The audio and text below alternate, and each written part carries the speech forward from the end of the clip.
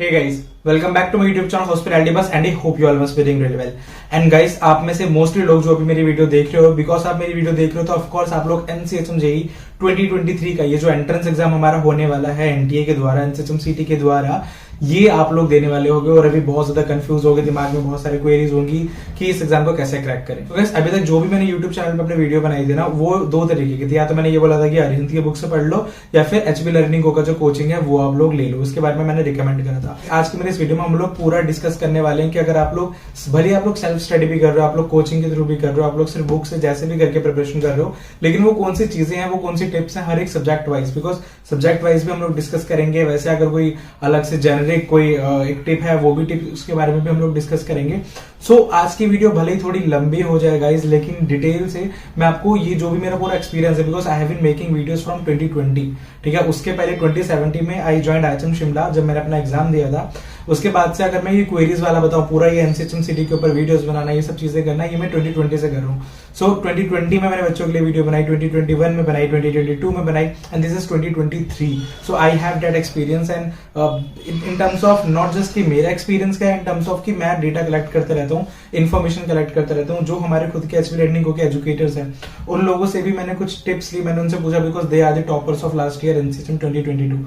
उन लोगों से मैंने प्रिपरेशन टिप्स ली, उनसे मैंने पूछा कि अगर कोई टिप्स हो सकते हैं सब्जेक्ट वाइज, तो वो मैंने यहाँ पे सारी लिस्ट करी है। तो यस गाइस, बिना देरी करे आज के इस वीडियो को स्टार्ट कर दो, जानते हैं कि इस एग्जाम को आपको कैसे क्रैक करना चाहिए। तो गाइस मेरे को नहीं पता कि ये मेरी वीडियो कब अपलोड होगी, मे बी 23rd, 24, 25 और 26, लेकिन आपको इतना बता दूं गाइस कि 27 अप्रैल जो है वो लास्ट डेट है NCHM JEE 2023 के फॉर्म को भरने की। प्लीज अगर आपने अभी तक ये फॉर्म नहीं भरा है, आप लोग सोच रहे हो कि लास्ट डे पे भरोगे, उससे एक दिन पहले भरोगे, तो प्लीज अभी भर दो। ग्लिचेस आएंगी, टेक्निकल एरर आने वाले हैं और हो सकता है आने स्टार्ट भी हो गए हो। जब हमें गाइस फीस भी भरनी होती है तो वो भी लास्ट में जाके ये होता है कि लास्ट के दिन पे अगर फीस भरो तो टेक्निकल एरर्स आते हैं। सेम गोस फॉर फॉर्म का सबमिशन। तो अगर आपने अभी तक फॉर्म का सबमिशन नहीं करा, कर दो, वरना टेक्निकल एरर आएंगे, प्रॉब्लम होगी और लास्ट मोमेंट पे कुछ नहीं कर पाओगे। Guys let's just start with our first subject, that is English. तो इंग्लिश को लेके मेरा क्या ओपिनियन है अबाउट इंग्लिश। सो गाइस मेरे लिए तो सबसे इंपॉर्टेंट अगर मैं आपको बोलूंगा, इंग्लिश एक ऐसा सब्जेक्ट है जिसको आपको सबसे ज्यादा प्रायोरिटी देनी चाहिए। प्लीज गाइस आप खुद सोचो और मान के चलो कि इंग्लिश और सर्विस एप्टीट्यूड पे अगेन मैं भी जाके आगे आऊंगा सर्विस एप्टीट्यूड पे, लेकिन अगर आप लेके चलो थोड़ा बहुत 200 क्वेश्चंस गाइस हमारे आ रहे हैं, जिसमें कि अगर आप इंग्लिश अगर आप पूरा कवर कर लेते हो, ठीक है, मैं मान के चल रहा हूँ कि आपने इंग्लिश पूरा कवर कर लिया, सर्विस एप्टीट्यूड तो भाई इतना ज्यादा इजी सब्जेक्ट है और 50 क्वेश्चन आते हैं। तो गाइस 60 + 50 इज 110, यानी कि मोर देन 50% सिलेबस आपका, 55% सिलेबस जो आपका कवर हो जाएगा सिर्फ इंग्लिश और सर्विस एप्टीट्यूड में। तो तुम लोग मान सकते हो कि इंग्लिश और सर्विस एप्टीट्यूड कितने ज्यादा इंपॉर्टेंट हमारे सब्जेक्ट है। सो यस, अगर हम लोग इंग्लिश की बात करें, इंग्लिश में हमारे 60 क्वेश्चंस होते हैं, ठीक है। तो बच्चों को ऐसा लगता है कि किस पे फोकस करें, किस पे नहीं करें। ये चीज आपको हमेशा करके चलनी है कि इंग्लिश को तो आप छोड़ ही नहीं सकते हो, ठीक है। इंग्लिश आपने अपनी 11th में भी पढ़ी, 12th में भी पढ़ी, आपने ग्रामर्स पढ़े, रूल्स वगैरह पढ़े, सारे जो भी पैसेजेस वगैरह उन सब के बारे में पढ़ा, वही सब है, कुछ अलग से थोड़ी आता है इसमें।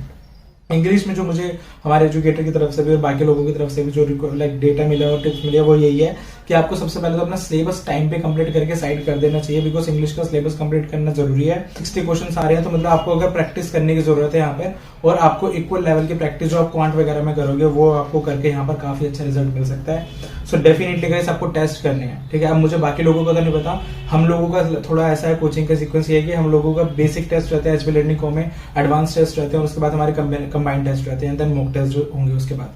सो अभी तुम लोगों का जो भी तुम लोग जहां से भी कोचिंग कर रहे हो, कोचिंग नहीं कर रहे, अरिहंत के बुक से पढ़ रहे हो, तो मैं तुम्हें यही सजेस्ट करूंगा कि फाइंड कहीं से भी तुम्हें टेस्ट मिलते हैं, मॉक टेस्ट मिलते हैं, ज्यादा से ज्यादा मॉक टेस्ट लगाओ, टेस्ट करो, because practice is the most important thing, ठीक है। टेस्ट आपको देना बहुत ज्यादा जरूरी है।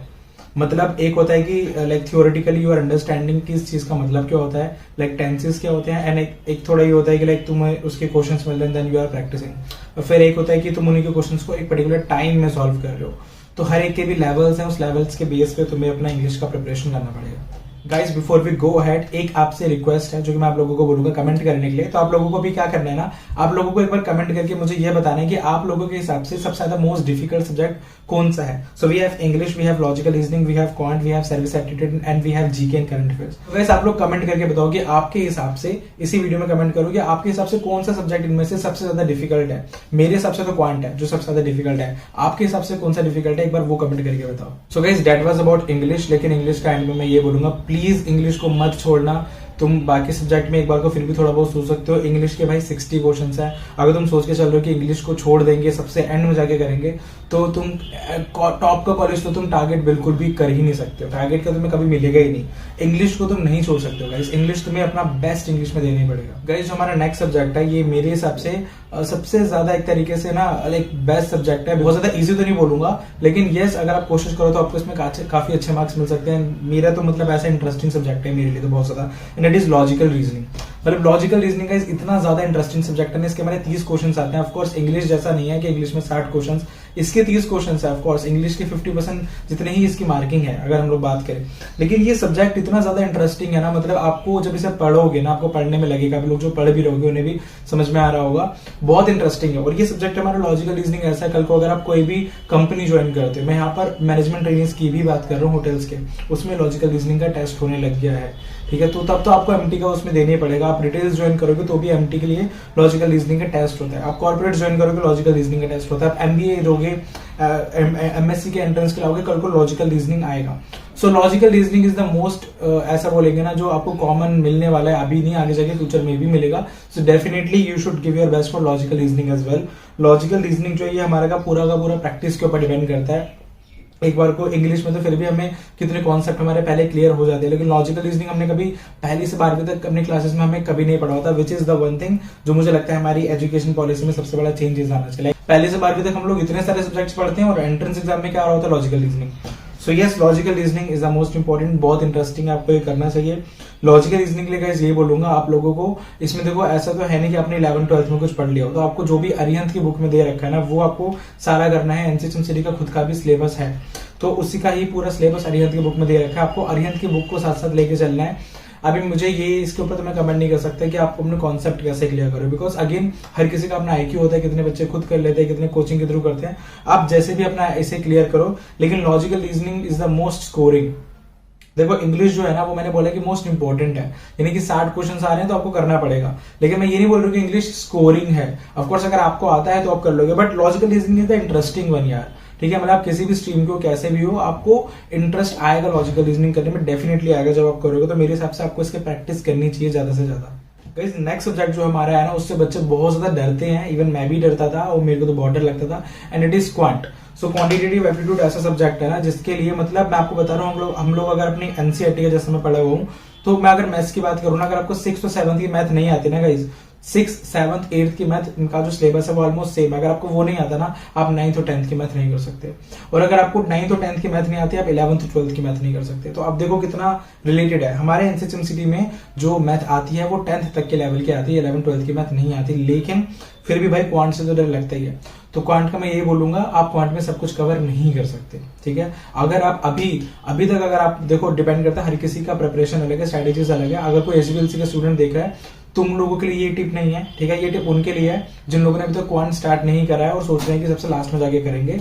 सो आप सिर्फ इंपॉर्टेंट टॉपिक्स जो है अरिहंत के बुक्स के, इंपॉर्टेंट टॉपिक्स, बड़े टॉपिक्स जो आपको लगता है ज्यादा मार्किंग के हैं, वो आप क्वांट के करो। क्योंकि अगर आप क्वांट में सब कुछ करने की सोचोगे ना, नहीं हो पाएगा। तो अभी के लिए आप इंपॉर्टेंट टॉपिक्स लेके कर सकते हो। Of course your focus should be on English and logical reasoning first.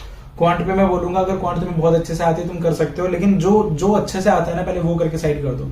ठीक है, तो इंग्लिश को छोड़ के जितने भी हमारे सब्जेक्ट है, logical reasoning, quant, service aptitude, GK, मैं उनमें सब में ये बोलूंगा कि जो अच्छे से आता है वो करके कर लो, पहले उसे कर लो। इंग्लिश में तुम ये रूल नहीं लगा सकते, इंग्लिश तो तुम्हें करना ही पड़ेगा, 60 क्वेश्चन है। लेकिन क्वांट में मैं बोलूंगा कि मेक श्योर कि अगर ऐसा है कि आपकी क्वांट बहुत ज्यादा वीक है, अभी तो कुछ पढ़ा नहीं है, तो मेक श्योर कि पहले इंग्लिश पूरा हो जाए, लॉजिकल रीजनिंग पूरा हो जाए, then you are moving for quant. Definitely quant में टाइम देना मैं ये नहीं बोल रहा, लेकिन क्वांट में टाइम कंज्यूम होगा, तुम्हें बहुत सारे रूल्स, जो उसमें सारे फॉर्मुलेज होते हैं, थ्योरम्स होती है, वो सब पढ़नी पड़ेंगी। और उनका भी ऐसा होता है कि जब वो बेसिक्स पढ़ोगे तब जाके आप उनके क्वेश्चंस को सॉल्व कर पाओगे, एंड देन प्रैक्टिस भी आपको इसकी बहुत ज्यादा करनी पड़ेगी। सो क्वांट में आपको अपना टाइम देना पड़ेगा, लेकिन अभी ये बोलूंगा कि अगर इंपॉर्टेंट चैप्टर्स जो है वो आपको करने चाहिए। एंड देन एक चीज जो सारे में है वो तो यह है कि इसके आपको टेस्ट देने पड़ेंगे।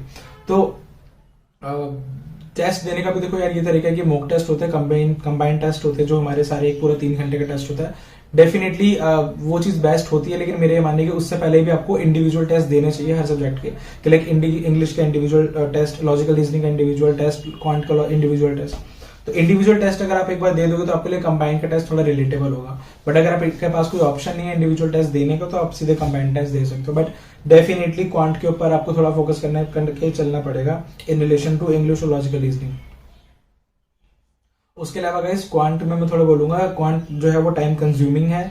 देखो क्वांट की ना सबसे ज्यादा बेस्ट बात ये है कि इंग्लिश में फुल में से फुल लाना एक बार को आई डोंट नो कि इतना इजी रहेगा नहीं रहेगा आपके लिए, लेकिन क्वांट में अगर आपके कॉन्सेप्ट्स क्लियर हैं, आपकी कैलकुलेशंस फास्ट हैं, तो क्वांट में आप पूरे में से पूरे मार्क्स ला सकते हो डेफिनेटली। सो आपको ना टाइम मैनेजमेंट बहुत करके चलना है गाइस यहाँ पर, कि आपको इंग्लिश अच्छे से आता है, लॉजिकल रीजनिंग अच्छे से आता है, क्वांट, क्योंकि 3 हमारे सब्जेक्ट है जो सबसे ज्यादा लाइक टाइम कंज्यूमिंग है, इंग्लिश, लॉजिकल रीजनिंग और क्वांट। बाकी 2 तो जीके और सर्विस एप्टीट्यूड का ही है। इंग्लिश, लॉजिकल रीजनिंग, क्वांट में आपको लेके चलना है, ये इसमें से कितना टाइम देना चाहिए ये आपको पूरा उसमें देना पड़ेगा। उसके बाद जो हमारा सब्जेक्ट आता है ये हमारा सबसे ज्यादा इंटरेस्टिंग, सबसे ज्यादा इजी, सबसे ज्यादा स्कोरिंग सब्जेक्ट सारी चीजें, that is service aptitude. Service aptitude is the one जिसमें कि मुझे ऐसा लगता है बच्चों को तो फ्री के नंबर मिलते हैं, तुम्हें सिर्फ ऐसा थर्ड पर्सन सोचना होता है क्या सही है क्या गलत है। सर्विस एप्टीट्यूड के लिए भाई यही है कि तुम अरिहंत की बुक में जितना सिलेबस दिया वो सब पढ़ लो, दैट इज इनफ। ठीक है, सर्विस एप्टीट्यूड के लिए तुम 1-2 घंटे बैठ के भी एग्जाम से पहले पढ़ोगे, तुम्हारे लिए इनफ है। सर्विस एप्टीट्यूड बहुत इजी है, अरिहंत की बुक पूरा पढ़ लो जितना उसमें सिलेबस दे रखा है, और प्रीवियस ईयर के जो भी सारे पेपर्स हैं वो लगा लो, आपका सर्विस एप्टीट्यूड सारा कॉन्सेप्ट क्लियर है। बट एक चीज याद रखना, हमेशा एज अ थर्ड पर्सन आपको सोचना है। ठीक है, जब आप थर्ड पर्सन ऐसे सोच के चलोगे, फॉर एग्जांपल मेरे और एक दूसरे इंसान के बीच में कम्युनिकेशन हो रहा है, अब एज अ थर्ड पर्सन हमें वो सोच के चलना है कि सिचुएशन को एनालाइज करना है, तो वो आपके लिए थोड़ा इजी रहेगा कॉन्सेप्ट करना। बट सर्विस एप्टीट्यूड में बोलूंगा ये ऐसा सब्जेक्ट है कि यार देखो, अगर इसमें अगर आप थोड़ा फोकस करके चलो ना तो आपको सिर्फ इंग्लिश ही है जो आपको एक तरीके से ज्यादा थोड़ी पढ़नी है। उसके अलावा लॉजिकल रीजनिंग तो इंटरेस्टिंग है, निकल जाएगा, सर्विस एप्टीट्यूड कुछ है ही नहीं, और क्वांट आपको थोड़ा देना पड़ेगा टाइम। तो क्वांट को थोड़ा और इंग्लिश को थोड़ा लेके चलना, बिकॉज इंग्लिश इंपॉर्टेंट और डिफिकल्ट तो नहीं बोलूंगा लेकिन इंपॉर्टेंट हो जाती है बिकॉज ऑफ 60 क्वेश्चंस। क्वांट थोड़ा डिफिकल्ट हो जाता है बिकॉज ऑफ कैलकुलेशंस। तो कैलकुलेशंस में मोस्टली बच्चों को थोड़ा रहता है कि कैलकुलेशंस नहीं हो पाती, तो थोड़ा लेके चलना क्वांट को। आपको टाइम मैनेज करना पड़ेगा, आपको देखना पड़ेगा कौन सा सब्जेक्ट आपको आता है। इसके बारे में भी मैं डिस्कस करूंगा। पहले मैं बता दूं जो हमारा लास्ट है वो है जीके और करंट अफेयर्स। अब जीके के तो फिर भी हमारे पास थोड़े बहुत कॉन्सेप्ट्स हैं, करंट अफेयर्स तो भाई भूल जाओ। तो ये जीके और करंट अफेयर्स के जो 3 क्वेश्चन आने वाले हैं ना, मेरे हिसाब से क्वांट नहीं, ये है सबसे ज्यादा डिफिकल्ट सब्जेक्ट आपका एनसीएचएम जेईई 2023 का, क्योंकि भाई इसमें वो आपसे कुछ भी पूछ सकते हैं। वो आपसे मोहनजोदाड़ो से लेके यूरोप में क्या चल रहा है वो कुछ भी पूछेंगे। वो आपसे G20 से लेकर इंडियन पार्लियामेंट में क्या चल रहा है, राहुल गांधी के साथ क्या चल रहा है, आपसे कुछ भी पूछ सकते हैं।